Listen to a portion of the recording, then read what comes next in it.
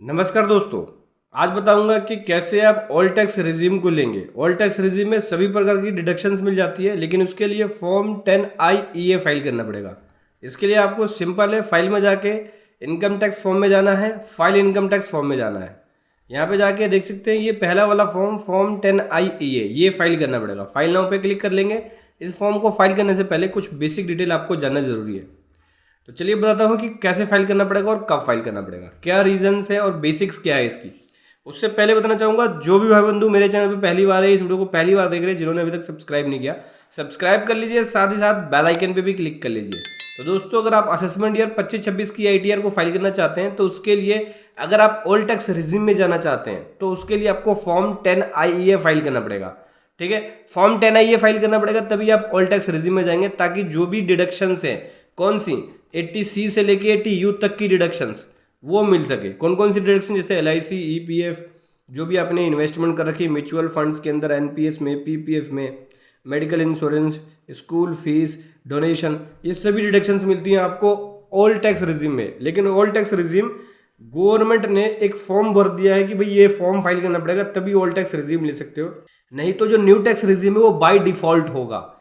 आपको all tax regime में form file करना पड़ेगा, new tax resume automatic select होगा।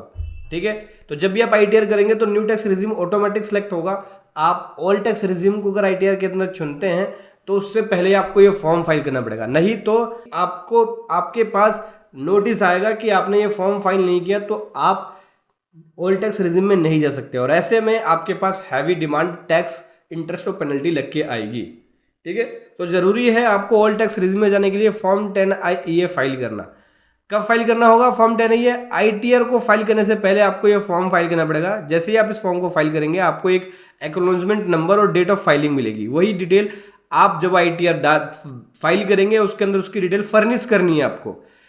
फॉर्म 10IEA में किस किस की डिटेल जाती है? आपकी बेसिक डिटेल जाती है, जैसे नाम, phone number, pan number, address की डिटेल, और ये जाता है कि क्या आप न्यू टैक्स रिज्यूम को ऑप्ट आउट कर रहे हो या री एंटर कर रहे हो। ऑप्ट आउट का मतलब न्यू टैक्स रिज्यूम से बाहर निकल रहे हो या न्यू टैक्स रिज्यूम में जा रहे हो। एक बार आपने ये फॉर्म फाइल कर दिया तो उसको रिवाइज नहीं किया जा सकता, नहीं विड्रॉल होगा। और जिस असेसमेंट ईयर के लिए फाइल करेंगे 25-26 में, एक बार फाइल करने के बाद उसको विड्रॉल नहीं कर सकते, फिर नेक्स्ट ईयर में ही आप न्यू टैक्स में जा सकते हैं, या ओल्ड टैक्स में रहना चाहें तो रह सकते हैं।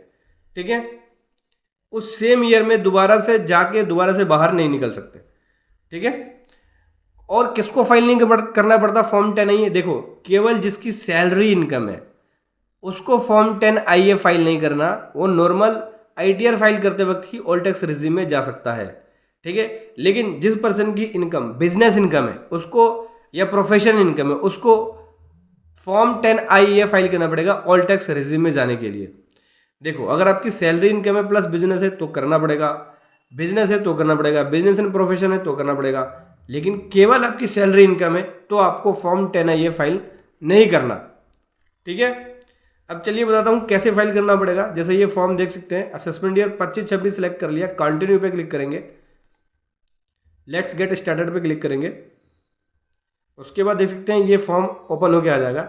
Application for exercising of option under clause first of subsection 6 of the section 115 BSC और withdrawal of option under proviso to subsection 6 of section 115 BSC of the income tax act. ये बोल रहे हैं कि ऑप्शन 115 BSC के according, यानी new tax regime में जाने के लिए अगर आप ऑप्शन ऑप्ट कर रहे हैं, यानी न्यू टैक्स रिज्यूम में जा रहे हैं, तो आपको ये फॉर्म फाइल करना है। न्यू टैक्स रिज्यूम से बाहर हो रहे हैं तो आपको ये फॉर्म फाइल करना है।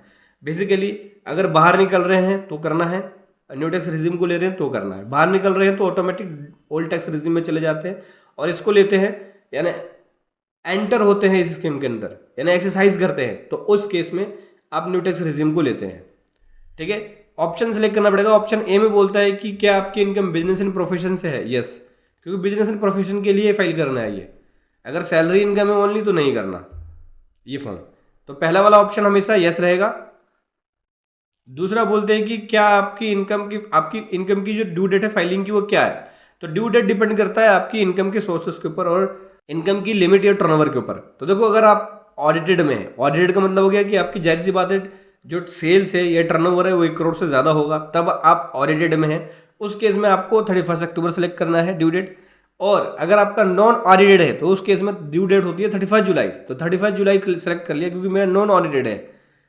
ये सेलेक्ट करने के बाद कंटिन्यू पे क्लिक करेंगे। ये बोलता है कि एक बार आपने फॉर्म फाइल कर लिया तो उसको विड्रॉल नहीं किया जा सकता, क्या आप कंटिन्यू करना चाहते हैं? यस। उसके बाद देख सकते हैं 3 ऑप्शंस होते हैं, 3 डिटेल्स आपको देनी होती है। पहली बेसिक डिटेल, दूसरा एडिशनल इन्फॉर्मेशन, तीसरा आपको वेरिफिकेशन करना होता है। डिक्लेरेशन एंड वेरिफिकेशन है।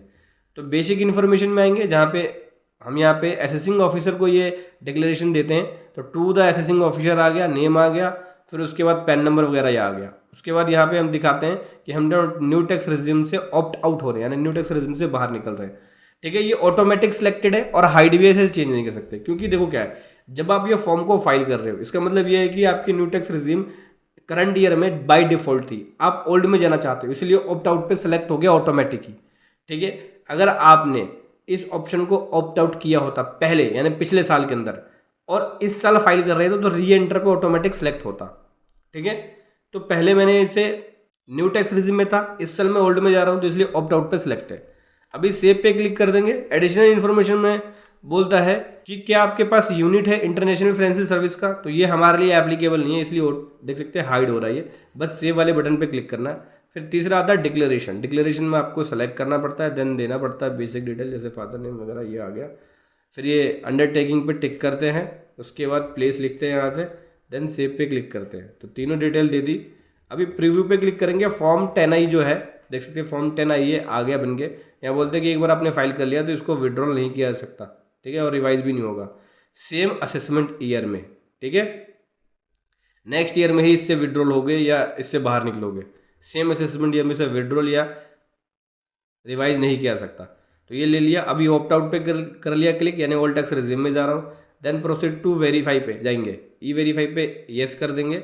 ई वेरीफाई के बहुत सारे ऑप्शन है, DSC का यूज़ करके कर सकते हो और आधार OTP का यूज़ करके कर सकते हो। आधार OTP पे टिक करेंगे, कंटिन्यू पे क्लिक करेंगे, फिर यहाँ पे टिक करके जनरेट आधार OTP पे क्लिक करेंगे, तो जो आधार नंबर से फ़ोन नंबर लिंक होगा उस पर ये जाएगा। देखो मैं ये फॉर्म फाइल करके नहीं दिखा रहा, मैं केवल प्रोसेस बता रहा हूँ। ITR फाइल करने से पहले ये आपको फॉर्म फाइल करना पड़ेगा। देखो ITR फाइल करना एक प्रोफेशनल वर्क है जिसके अंदर बहुत डीप नॉलेज होनी जरूरी है। तो आप चाहे तो हमारी पेड प्रोफेशनल सर्विसेज ले सकते हैं ITR फाइलिंग के लिए, जिसका लिंक है वीडियो के डिस्क्रिप्शन में, जहाँ बेस्ट प्रोफेशनल के द्वारा ये सर्विसेज दी जाती है। तो ITR फाइल करने से पहले ये फॉर्म फाइल करना है। अगर आप ऑल टैक्स रेजिम में जाना चाहते हैं, डिडक्शन लेना चाहते हैं असेसमेंट ईयर 25-26 के लिए, आपको ये फॉर्म फाइल करना पड़ेगा, तभी आप ऑल टैक्स रेजिम में जाएंगे। और इसमें जो फाइल करने के बाद एक्नॉलेजमेंट नंबर और डेट ऑफ फाइलिंग आएगी, उसको आप संभाल कर रखना, क्योंकि उसकी डिटेल जाएगी ITR फॉर्म्स के अंदर। वीडियो कैसी लगी ज़रूर बताएं। Thank you so much. जय हिंद, वंदे मातरम।